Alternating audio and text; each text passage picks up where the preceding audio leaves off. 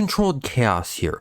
Last week, from the date of this video releasing, I did a video talking about Thunder Spy's new hardcore mode for City Heroes private server that they have, where when you died, it would delete the character.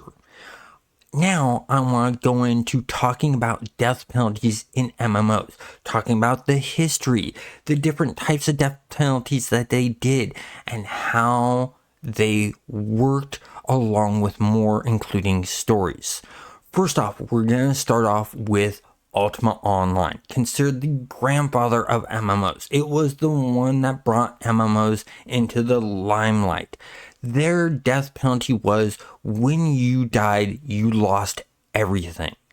And so that meant that you had to remake everything, rebuy things from stuff they had in the bank, have things saved in the bank to pull out and use as backups, things like that. Then there was EverQuest. EverQuest was the first true 3D MMO. And they did death penalty in two ways that affected it. One was when you died, you left a corpse behind, and all of your items that was on you at the time is on that corpse, and you'd have to run back naked if you did not have anything in the bank as a backup. Now, let's talk about the second thing they did. You would lose a chunk of XP when you died. So, if you died over and over again, you would actually end up de-leveling, and you could lose a level or two doing this. Speaking of that, I had a Shadow Knight character that I played as my main. And when I was getting towards level 50, and I got level 50, I immediately died afterwards and lost level 50. So it's one of those, yes, no type situations. But that wasn't the worst of it. The worst of it is that happened 6 times in a row before level 60 or 50 actually stuck. And that was really, really harsh. The other thing is EverQuest created the phrase train to zone by the players, because you'd zone into an area, you'd hear train to zone, and you'd immediately zone out because someone was bringing everything in the zone of enemies towards the exit, and you did not want to be there because you could not solo except for a few exceptional classes that could do it. But even with that amount of mobs, even they wouldn't be able to do it. And so that's how that phrase came about. But it created a community around it for a couple of reasons. The resurrections had more effect on you. You could get resurrected and you wouldn't take any death penalty from that. The other thing is they put utility spells in on certain classes that gave functionality to people and helped them out when they died. Necromancers and Shadow Knights could summon corpses to a safe spot, to the edge of the zone, and people would loot their bodies and then pay the Necromancer or the Shadow Knight for summoning the body to a safe area to loot.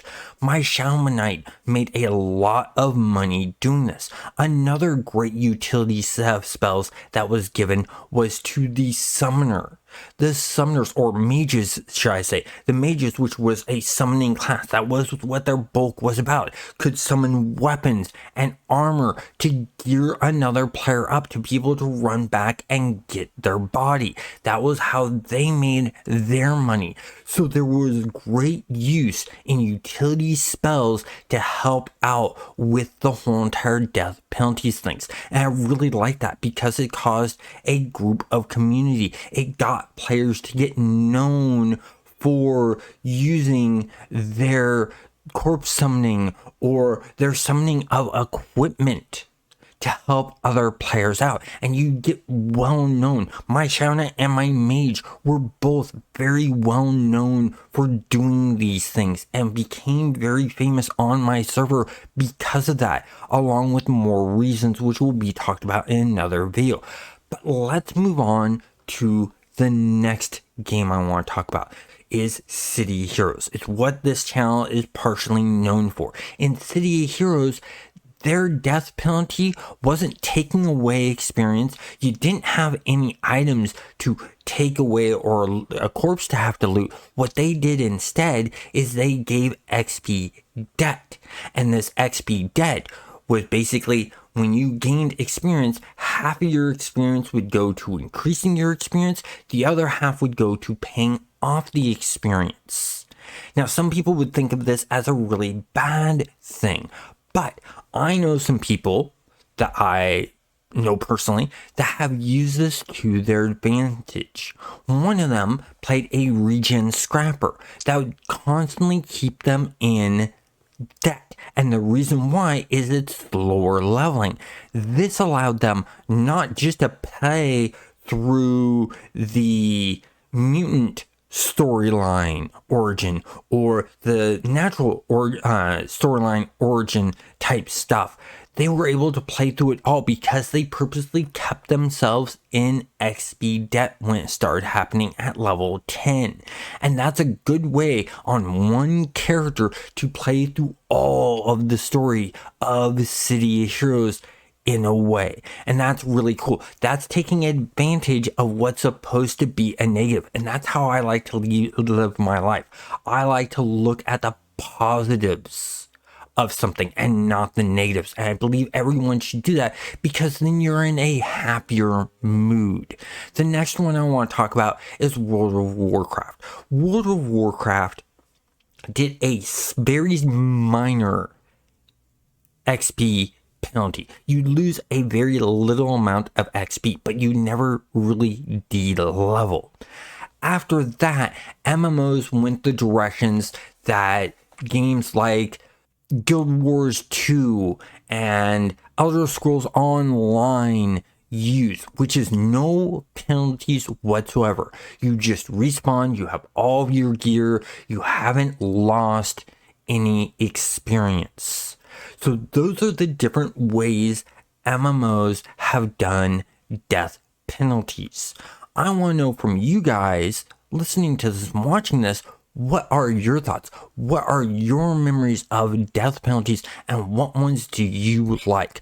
I personally like the way EverQuest did it because it allowed them to make abilities and spells for those systems. And on top of it, it created a community and people could become famous for using those abilities and being charitable with them. It was really, really nice. It was a great way to do things. And that's why I really like that system.